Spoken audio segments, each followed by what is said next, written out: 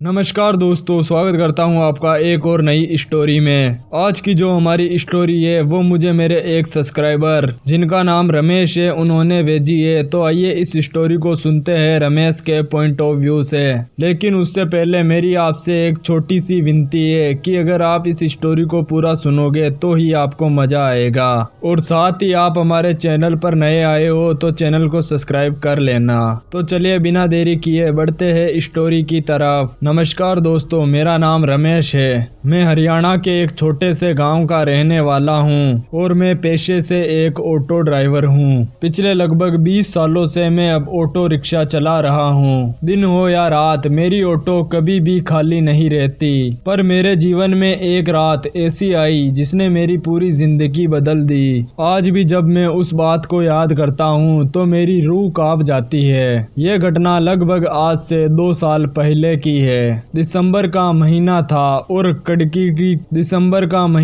और ठंडी की वो रात। घड़ी में लगभग रात के 11:30 बज रहे थे। मैंने सोचा आज का दिन खत्म करते हैं और घर की तरफ चलते हैं। इतना सोचकर मैं घर के लिए रवाना हुआ। तभी एक पतला सा लंबा आदमी मेरे पास में आया। उसके कपड़े मैले और जगह जगह से फटे हुए थे। उसने मुझे इशारा करके रुकने को कहा और मैं भी रुक गया। फिर वो आदमी मुझसे बोला, भाई साहब मुझे शांति नगर जाना है। उसने धीमी और थकी हुई आवाज में मुझसे कहा। मैंने भी सोचा इस आदमी को बिठा लेते हैं और फिर मैंने उसे ऑटो में बैठने का इशारा किया। लेकिन जैसे ही वो आदमी मेरे ऑटो में बैठा मुझे कुछ अजीब सा महसूस हुआ। इतनी ठंड होने के बावजूद भी मेरी कमीज पसीने से लथपथ हो रही थी। उस आदमी ने पूरे रास्ते में कुछ भी नहीं बोला और चुपचाप ही बैठा रहा। मैं शीशे में उसे देखने की कोशिश करने लगा, लेकिन उसका चेहरा कभी साफ तरीके से नजर आता तो कभी धुंधला। कुछ दूरी तय करने के बाद वो आदमी बोला और उसने कहा, भाई थोड़ी दूरी पर मोड़ आएगा, वहाँ पर रुकना। मैंने कहा ठीक है भाई साहब। हम लोग जैसे ही मोड़ पर पहुँचे और मैंने ऑटो को रोका, उस आदमी ने कहा, यहाँ से आगे का रास्ता अकेले ही चलना होगा, तुम्हें मेरे लिए थोड़ा इंतजार करना होगा। उसकी आवाज अब पहले से और भी भारी और अजीब सी लग रही थी। मैं थोड़ा घबराया हुआ था, लेकिन मुझे ऑटो रिक्शा के चलते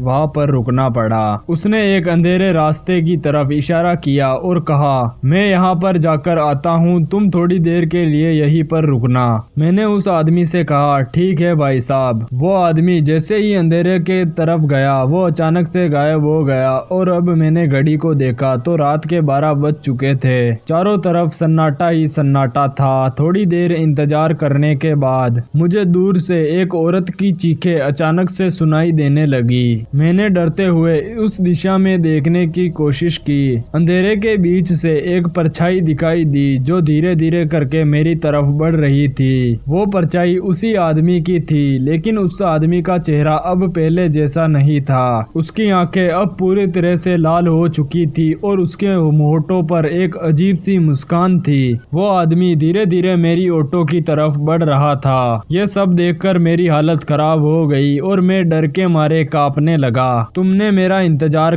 करा, ये तुमने बहुत अच्छा किया, अब चलो, उस आदमी ने मुझसे कहा। लेकिन उसकी आवाज अब इंसानों जैसी बिल्कुल नहीं लग रही थी। मैंने कांपते हुए ऑटो को स्टार्ट किया और सोचा किस मुसीबत में फंस गया हूँ यार आज। वो आदमी पूरे रास्ते में अब की बार भी चुपचाप बैठा रहा, लेकिन मैं जब उसकी बताई हुई जगह पर पहुंचा तो मेरी आत्मा जैसे शरीर को छोड़ने के लिए तैयार थी। वो जगह जो उस आदमी ने मुझे बताई थी वो एक पुराना कब्रिस्तान थी। उसने मुझसे फिर कहा, रुको यहाँ पर, मुझे यहाँ पर जाना है। इस बार भी जैसे ही वो मेरे ऑटो से उतरा मैंने देखा कि वो इस बार भी धीरे धीरे गायब होने लगा। उसकी परछाई रात के अंधेरे और हवा में गायब हो गई। मैं डर के मारे वहीं पर बेहोश हो गया। जब मेरी आंख खुली तो मैं कब्रिस्तान के पास अकेले ही पड़ा हुआ था। पर कहानी यहाँ पर खत्म नहीं होती। अगली रात जो मेरे साथ हुआ वो इससे भी ज्यादा डरावना था। उस रात जो मेरे साथ कब्रिस्तान में हुआ था वो भले ही डरावना था, लेकिन मैं उसे एक बुरे सपने की तरह भूल जाना चाहता था। पर शायद वो मेरे लिए शुरुआत थी। अगले दिन की रात को मौत का असली खेल शुरू हुआ। उस घटना के बाद मैं 3 दिन तक लगातार काम पर नहीं गया, लेकिन एक ऑटो वाले के पास आराम करने का समय कहाँ पर होता है ये आप सभी को अच्छी तरह से पता है, और खास करके तब जब ऑटो ड्राइवर एक मिडिल क्लास फैमिली से हो।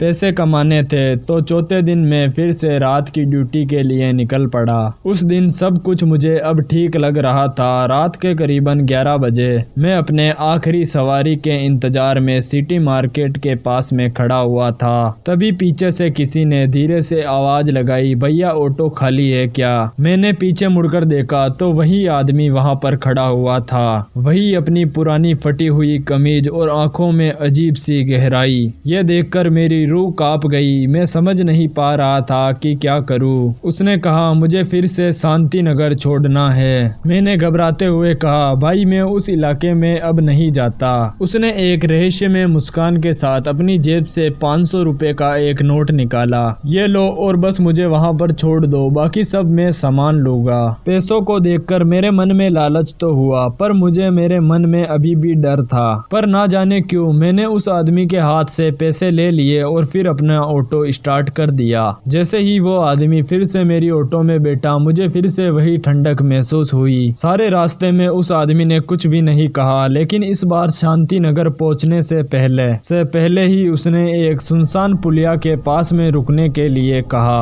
ऑटो वाले भाई साहब, यहाँ पर रुको, मुझे यहाँ पर थोड़ा सा काम है। मैंने डरते हुए फिर से ऑटो को रोका। वे आदमी फिर से उतरा और अंधेरे में गायब हो गया। इस बार मैंने तय किया कि मैं इंतजार नहीं करूंगा। मैंने ऑटो मोड़ने की कोशिश की, लेकिन मेरा ऑटो पता नहीं क्यों स्टार्ट नहीं हो रहा था। अचानक फिर से मुझे उसी औरत की चीख सुनाई दी जो मैंने उस रात सुनी थी। चीख इतनी भयानक थी कि उसे सुनकर मेरा रग रग कांपने लगा।